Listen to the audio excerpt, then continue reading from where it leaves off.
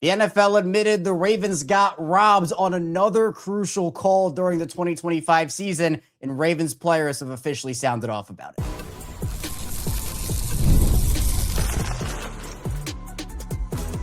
You are Locked On Ravens, your daily Baltimore Ravens podcast.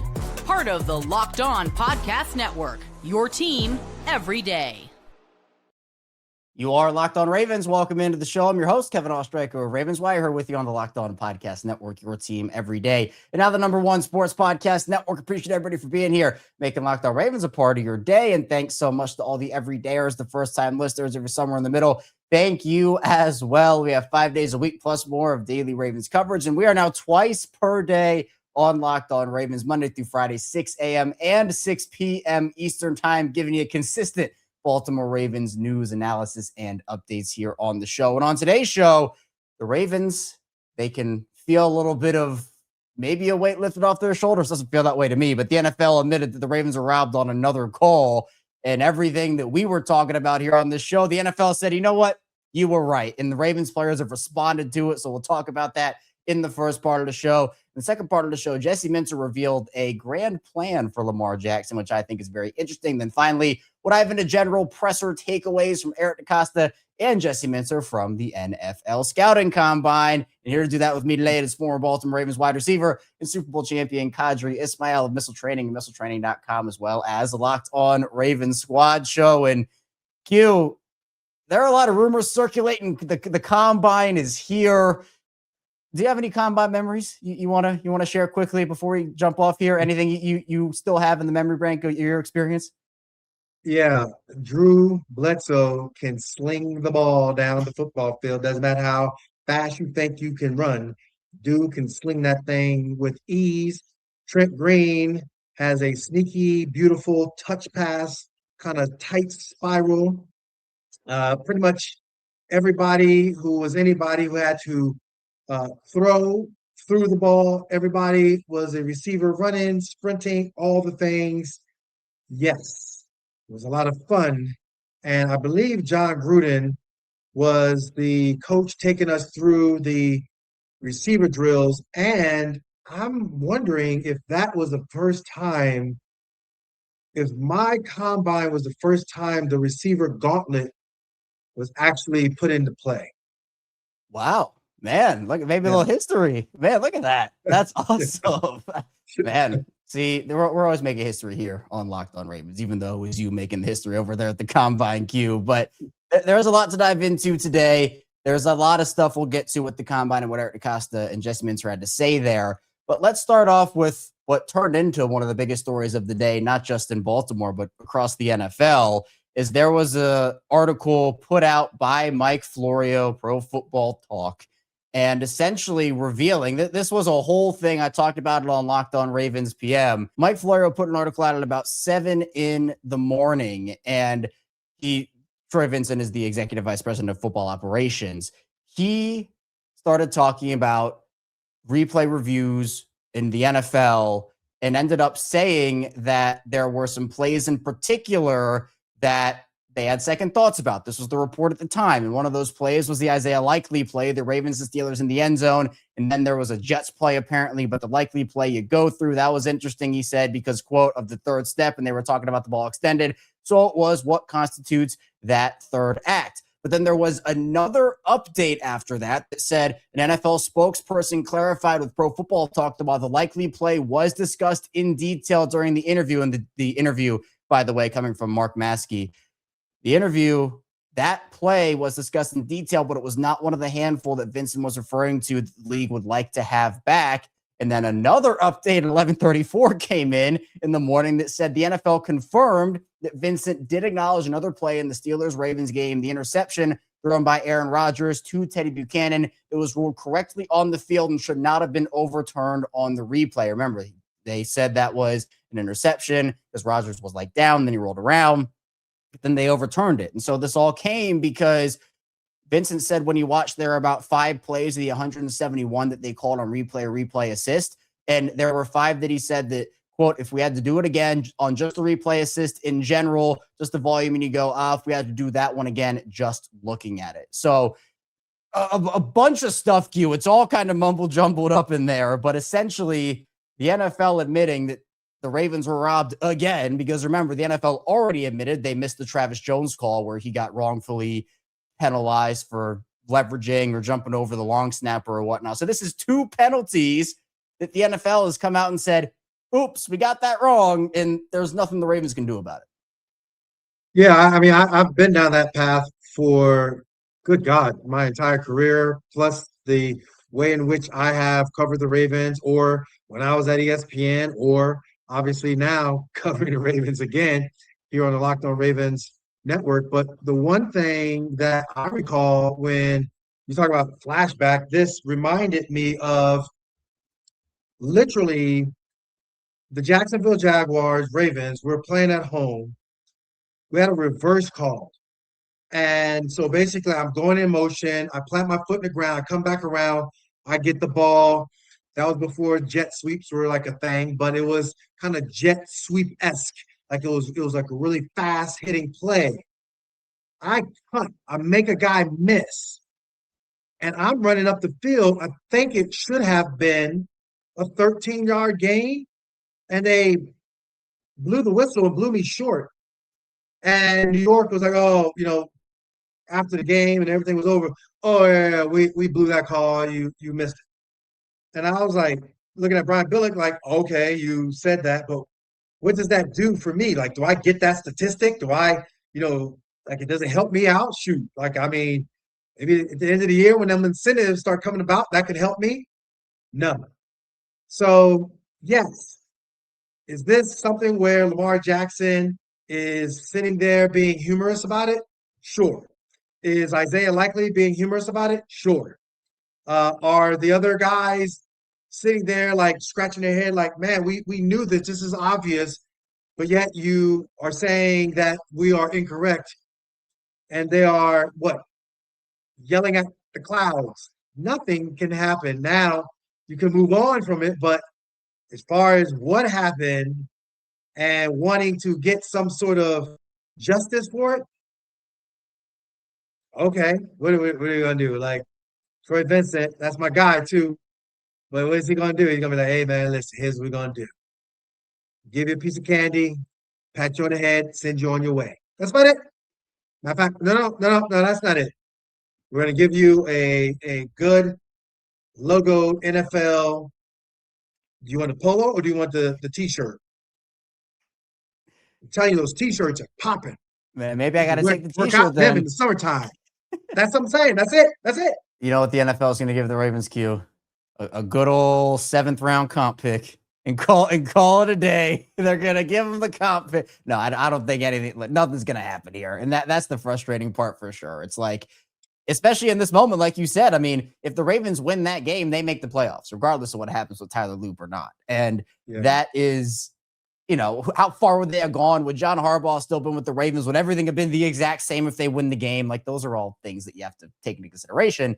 But you did mention Lamar Jackson, Isaiah Likely responding to this. So there was the tweet that was put out of the article, and the title of that was the original title, which was Troy Vincent suggests crucial replay reversal on Isaiah Likely's touchdown versus Steelers was wrong. And Lamar Jackson responded, so technically we won 10-7, first offseason win ever, with 2 crying, laughing emojis. And then Isaiah Likely then responded to Lamar with some crying, laughing emojis and said, quote tweet is under further review with the shrug emoji, because that's what Isaiah went through with that whole, hey, it's a touchdown. No, it's actually not a touchdown situation. So again, I'm sure those guys are not very thrilled about the whole situation, but at least they found some humor in it. Kyle Van Noy did not find some humor in this. He went at the NFL with this and said, quote, have we ever seen the NFL come out months after a game has been played, a couple weeks after the entire NFL season finished, and admitted they didn't get one huge crucial call in the biggest NFL rivalry game, but they got 2 crucial calls in the same game wrong. So the total was 3 horrible calls in one game. That's insane. 1 interception Rodgers, 2 likely touchdown, and 3 Travis Jones 15-yarder on the field goal. They came out with this Tuesday after the game saying they got it wrong. Wow, accountability, kind of, sort of, not really, but something kind of. We need some sort of action now because this cannot happen at the highest level. I understand 1, but 3, SMH. So, man, I hope the Ravens are getting ready to get their Super Bowl rings in the mail because, that's what they deserve after these blown calls. No, I'm joking about that. But still, Q, I mean, Kyle Van Noy has a point. Again, I think all 3 of them are frustrated in their own right. But I do think that there has to be in the future some level of accountability for officials and the league. Because, look, when a player messes up, it's all out there. When a coach messes up, it's all out there. With the officials, you get what? A pool report, and that's it? I mean, I think there has to be some level of restructuring in how this whole system works. I just think this, when I look at the way the NFL reffing has grown over the years in a positive, great, but there's so much technology that's out there. When I remember, I don't know, it might have been John Harbaugh, and I don't obviously care to give him or hold back the credit if it was him saying this, or if it was Bill Belichick. But you have this technology everyone can see. And it baffles me that the NFL gets it wrong. Whereas, yes, the larger picture is everyone sees that it is a catch. Everyone sees that it is an interception. Everyone sees that it's a fumble or what have you. That is the odd thing. And again, you privately grade the referees. Like, if you want to put it out there, like, put it out there and let's have a grading system on the referees and say what they got right and what they got wrong and be more transparent about it. I don't understand that point. That would be a growth off of what we see in this 3 plays in 1 game misjustice. It's crazy. And you're right. I mean, they have all these tools at their disposal. They're not using them as effectively as they can be. And it's resulting in major blown calls in huge moments, in huge games that are literally season defining for some of these teams. I mean, if you tell me, Q, those 3 calls are reversed, the Ravens easily win that game and they're in the playoffs. And again, what does that mean for them? I don't know.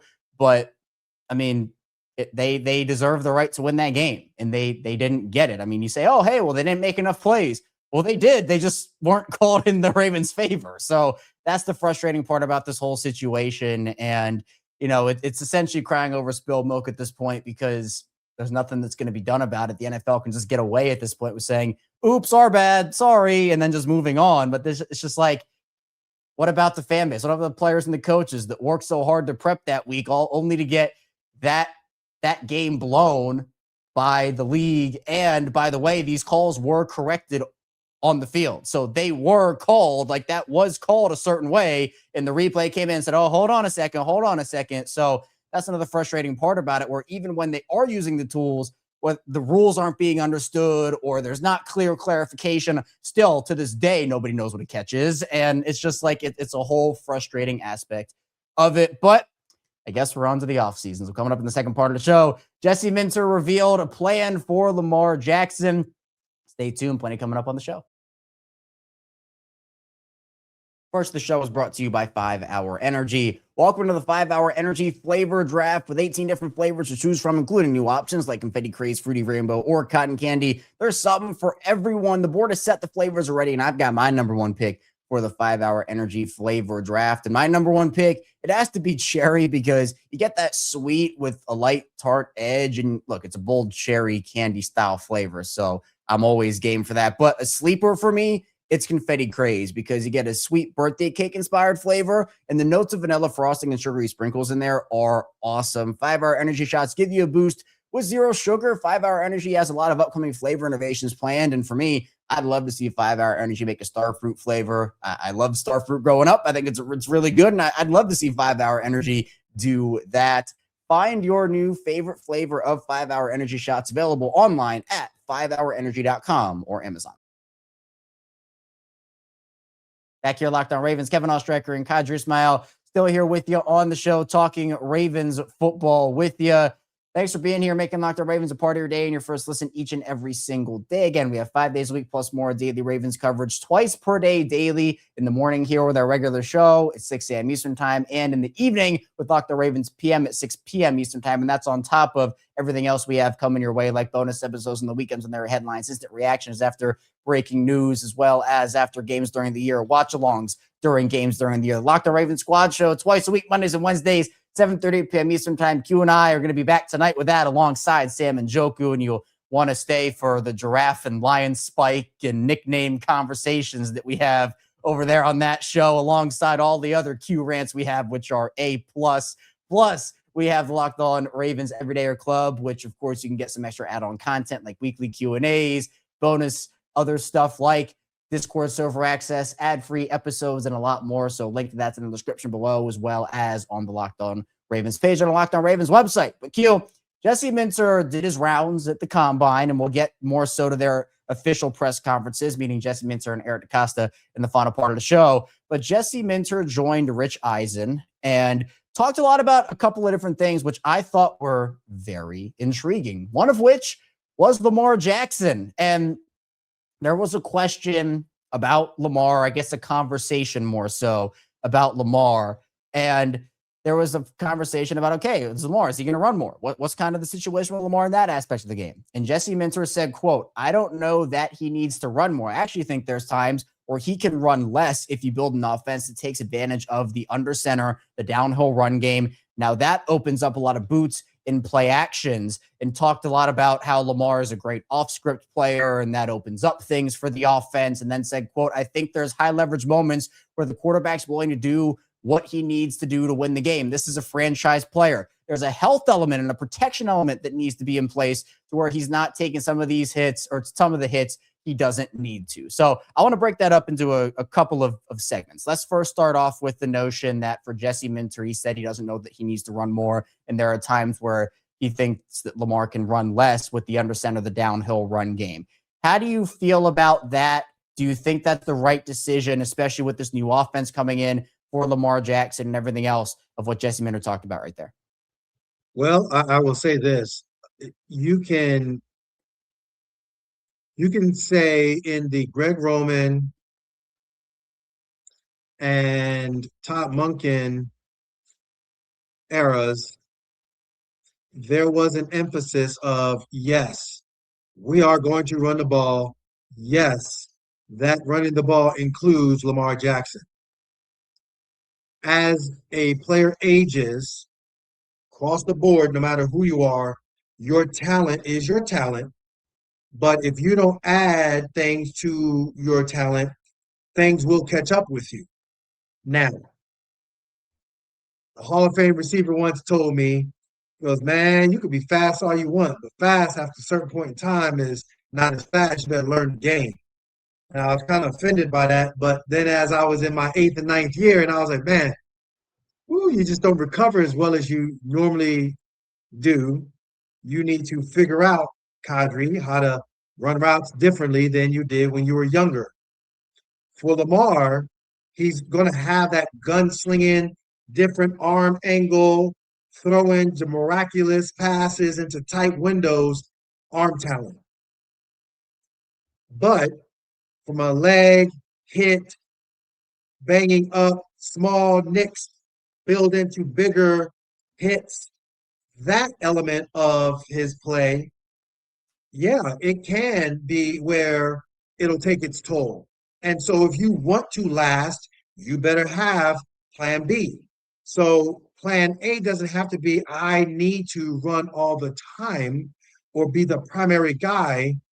But when I do, I am fresh-legged, ready to go, and I'm going to be explosive within my element of running. Do you foresee, Q, a lot more drop back passing within this offense? I think obviously that is what a lot of people are talking about. Obviously play action is something, by the way, Lamar can't. I've seen stuff out there. It's like, Lamar, what are you talking about? He can't do that. Yes, he can. Let's just throw that out right now. Yes, he absolutely can. And I don't know where that's even coming from, but I've seen it. Okay. But there's a lot of stuff, again, even what Jesse said here about the high leverage moments where the quarterback's wanting to do what he needs to do to win the game and talking about the off script plays, the off-script stuff can be such beautiful chaos with Lamar Jackson, where that Steelers game where two guys come free, he evades them, he gets out of that, he finds Zay. Like, that's beautiful chaos, and it is unbelievable.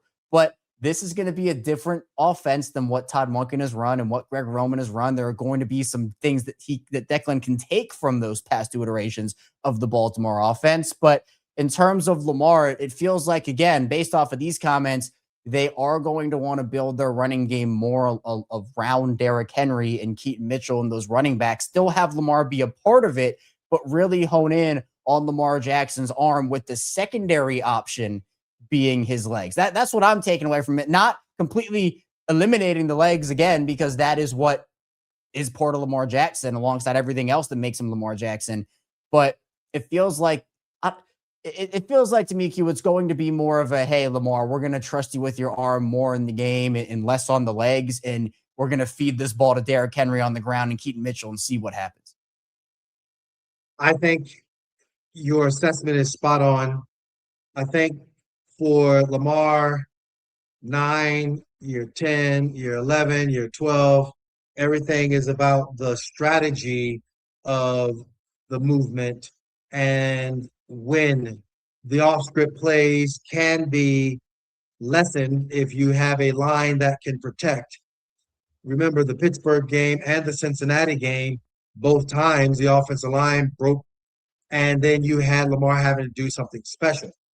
There are other times where if there's a coverage and that coverage is so good, but you got Lamar Jackson, that's where the second act comes in. We've seen that so many times.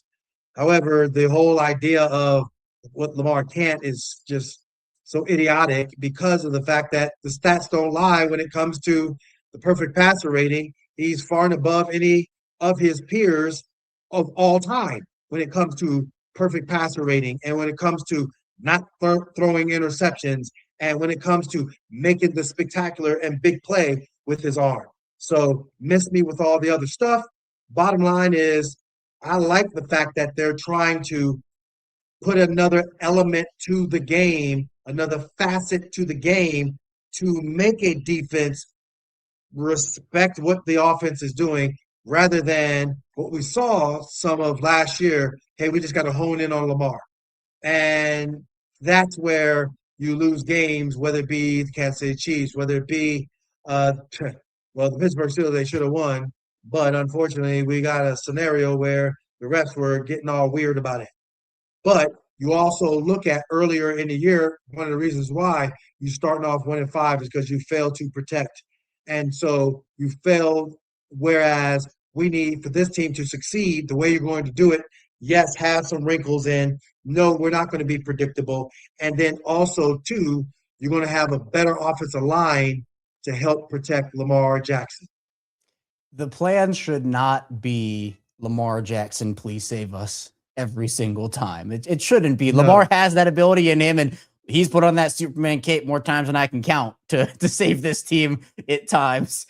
But I think this is a shift into this is going to be a team effort here. Not that it wasn't before, but it just felt like, again, there was a lot more of that. Oh, well, nothing's working. Lamar, we need you. Come on in and do your thing. And it's just, that's not fair to Lamar. It's not fair to any of the other quarterbacks. Like Josh Allen has been asked to do that by the Bills at times. And, you know, a lot of those star quarterbacks are, and Lamar certainly by the Ravens.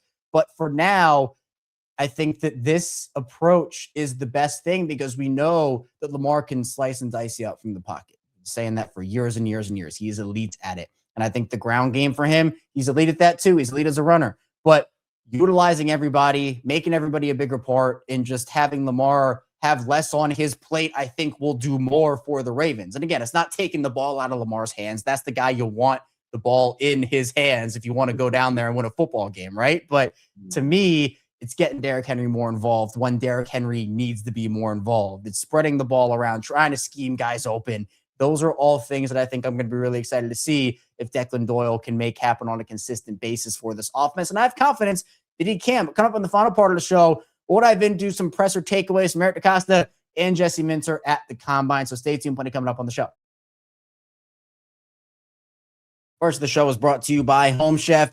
as the new year gets going, a lot of people are trying to simplify their routines, and dinner is a big one. Between busy work days, cold winter nights, and packed schedules, having an easy, reliable dinner plan makes a huge difference. That's where HomeChef comes in. HomeChef takes the stress out of cooking by delivering fresh, pre-portioned ingredients right to your door with easy-to-follow recipes that actually taste great. They're rated #1 by users of other meal kits for quality, convenience, value, taste, and recipe ease, and it's easy to see why. Meals come ready to fit your schedule, 30-minute recipes, oven-ready trays, or quick lunches. There are over 30 weekly options, including family-sized meals and different dietary choices. Recipes are simple but feel elevated, even restaurant quality, with dishes co-created by chefs like Gordon Ramsay. For a limited time, HomeChef is offering my listeners 50% off your first box, free shipping, and free dessert for life. Just go to homechef.com/lockedon. That's homechef.com/lockedon for 50% off your first box, free shipping, and free dessert for life. Must be an active subscriber to receive free dessert. And the show is brought to you by Indeed. Workplace chaos, deadlines stacking up, inbox overflowing, and the one position you have to fill still sitting open. When the pressure's on, you need the right hire. This is a job for sponsored jobs.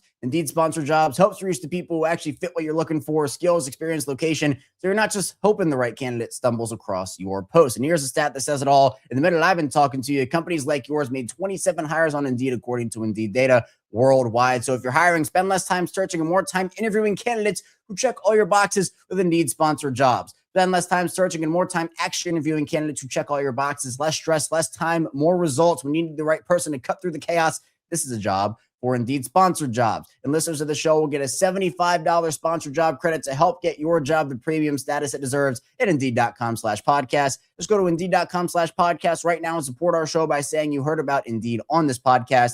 Indeed.com/podcast. Terms and conditions apply. Need to hire? This is a job for Indeed Sponsored Jobs. Locked on Ravens, Kevin Oestreicher, Qadry Ismail still here with you. Ravens football talk here on Locked on Ravens. Thanks again for being here and making Locked on Ravens a part of your day and your first listen each and every single day. Eric DeCosta had a couple of headlines that he put out there over the course of his media availability at the Combine. Tyler Linderbaum's been the big topic of conversation for everybody. I talked about this over on Locked on Ravens PM as well, a little bit in terms of the latest on him. But long story short, when asked about Linderbaum at the Combine, Eric DeCosta revealed that the Ravens have offered him a market-setting offer. It's a market-setting offer, and he said, hopefully we can get something done with him between now and the start of the new league year. Obviously, he said that quote, is a guy I have tremendous respect for. Obviously, he's proven to be, in my opinion, the best center in the league. Jesse Minter then echoed those comments about Linderbaum being the best center in the league. But Jordan Schultz, then, who's an NFL insider, put out the fact that the Ravens remain hopeful they can get a deal done with Tyler Linderbaum before he reaches the open market like they did with Ronnie Stanley. But he's generating a ton of buzz. And if he reaches the open market, the expectation is that he could land a deal north of $22 million per season. So it's what we've been talking about the whole time, Q. It's the Ravens cannot afford to let Tyler Linderbaum hit the open market, or else he is as good as gone. But DeCosta saying they've already offered him a market-setting deal. I don't know if that's 19, 20, 21. I don't know what that number is, but the Ravens are clearly trying, as they've been indicating, and DeCosta is talked about, and everyone's been talking about for Baltimore. They want him back, but I'm sure Tyler Linderbaum and his agent know that there's a lot of money to be had out there on the market if he reaches it. Hey, listen, this is the one thing that I look at is what is the guarantee? Like, what am I walking away with? What are my total guarantees? What is it that you're saying that I'm going to get? That's the real money. And so you can average it all you want, but is it all up front? Is it, spread out? Is it backloaded? I want as much upfront money as I can get. So that's the thing. However you average it out per year matters not. I want it all in my favor up front. And if there's a team that can put us in that position, okay. If it's the Ravens, okay, cool, let's make it happen. If it's somebody else, okay, let's make that happen too. Bottom line is I want to play or be paid the value that you think the value is low. You didn't get me to my 5th-year option. Okay, I proved you wrong. Now, this is my chance to make some real money in my second contract. Everybody sees the talent. There are other teams like the Jets that are waiting on it, like the Raiders that are waiting on it. And if those teams got money that they're going to spend, mother of pearl, that's something for me to strongly consider and what my future would look like. Yeah, that's the difference to me between the Stanley situation and Linderbaum is that Stanley had already gotten paid once before. He already got his $100 million contract, and Linderbaum is not. So that's the difference. Again, not meaning that doesn't mean Linderbaum doesn't resign, but there is a difference in situation in terms of like this is Linderbaum's first big contract. That was not the case with Ronnie Stanley. And to your point about guaranteed money, Creed Humphrey is the leader in that, both in fully and total guaranteed money with his contract. $35 million fully guaranteed. That's about $9 million higher or $8.5 million higher than the next closest. And then total guaranteed is $50 million out of his 72. Total guaranteed money for him is $7 million more than the next highest paid center in that regard. So lots of stuff that Tyler Linderbaum and his agent have to figure out. Lots of stuff the Ravens have to figure out, including Lamar Jackson situation, which has been a huge topic of conversation. Eric DeCosta, he talked about that a lot, obviously, as well, and echoed kind of what Lamar has said in the past and what he has said in the past about that they have an agreement, the two of them, that they handle business in-house. So there wasn't a ton of stuff that DeCosta said overall, but he did say that he's been very engaged. He's spoken to Lamar a lot about different things over the last month, and he talked about how he was a big value to us in the coaching search, which Jesse Minter did echo, by the way, and said that they'll continue the conversations moving forward. And then Eric DeCosta said that OTA stuff, that drama that's happening with Deck and those comments, he said that's a big boat of nothing. He said those are voluntary. Lamar's a two-time MVP. I think he knows what it takes to get ready for the grind of the NFL season. He's proven he can do it at a very, very high level, and I have no preference. So not a ton of substance from DeCosta, but even still, I guess it's good to know that they're still negotiating. Yeah, I mean, I think his overall tone this go round compared to other, pressers that he's had, it's been good. It seems like he's a little bit more forthcoming, a little bit more less robotic, I guess is the way I'm looking at it. I know he's talked about his plan and the plan that they want to try to execute. I know he, says Ozzie Newsome's name an awful lot as far as his mentor. I think that kind of shields him from any criticism, if you will. But I think at the same time, this is a big year for this ball club, offensive line, D line, how you evaluate it. I know there is a lot of talk that there are a lot of edge rushers and interior guys that can be had at this combine to look at and look through. Okay, so there's some value out there from a offensive line standpoint that will be quality to help bolster your offensive line. We've talked about that many a time on our different shows, squad show included. I think the way in which he presented himself to the media this time around was a little bit more open compared to previous combine interviews that we have talked about and witnessed. Yeah, it's an important offseason for this Ravens team. Apparently, Marlon Humphrey is likely to be a part of that too, according to Eric DeCosta. So we will see how that all unfolds. So I'm pumped for this, and I'm hoping that Ravens can have a very successful and productive combine as they look for their next batch of Baltimore Ravens. But Q, I appreciate you. Thanks so much for hopping on the way up. Be sure to tell everybody where they can find you and what you're working on. Yeah, man. You can find me, missiletraining.com. Missiletraining.com is where I am, and we'll talk about human movement and sports performance training. You can definitely look at whether you're 6 years old all the way up to my oldest client who's 86 and understand what proper movement looks like, whether you're trying to be stronger, whether you're trying to be, more importantly, durable, and have an understanding of how to move in the right fashion. Speed, explosiveness, change of direction, all those buzzwords comes down to how you move and move correctly. Missiletraining.com is where you can find me. Of course, you can also see me on WJZ, my Purple Pregame show each and every week during the football season. We are on, Alex Glaze, myself. We definitely break it all down. Grace Grill, she will also be joining us. We have a brand new set. Check us out. Can't wait to show you all of the fun that we will have. And, of course, Locked On Ravens. Locked On Ravens here. Kevin Oestreicher and I, each and every week, we break it down, talking shop about your Ravens in season Yes, we break it down game by game, but then the offseason comes around. Kevin all of a sudden just puts on his general manager's hat, and we just start talking the anti-compensatory picks that we don't want. So, with all that said, we have a lot of fun talking shop. And then, of course, Sam and Joku joins us. KO, myself, and Sam, we all just break it down twice a week, Monday and Wednesdays. And again, talking shop with you all throughout the year. Of course, we also, once the season starts, we'll have a post-game show. What up? So, yes, many ways to interact with us. Absolutely. We have a blast over here on Locked On Ravens. Be sure you support Q. Check out all the links in the description down below. Q, I appreciate you again. Thanks so much for hopping on, and thank you to everybody who watched and listened to Locked On Ravens today. On the way, be sure to like and subscribe button in video form and follow along and subscribe in audio form for 5 days a week plus more daily Ravens covers. Coming up tomorrow, we'll have the squad show. 7:30. Well, we'll have that tonight, actually, 7:30 p.m. Eastern time. And then, of course, we'll have Locked On Ravens PM earlier at 6 p.m. Eastern time, as well as our regularly scheduled programming for tomorrow. So be sure to stay tuned, and I'll see you right back here soon on Locked On Ravens.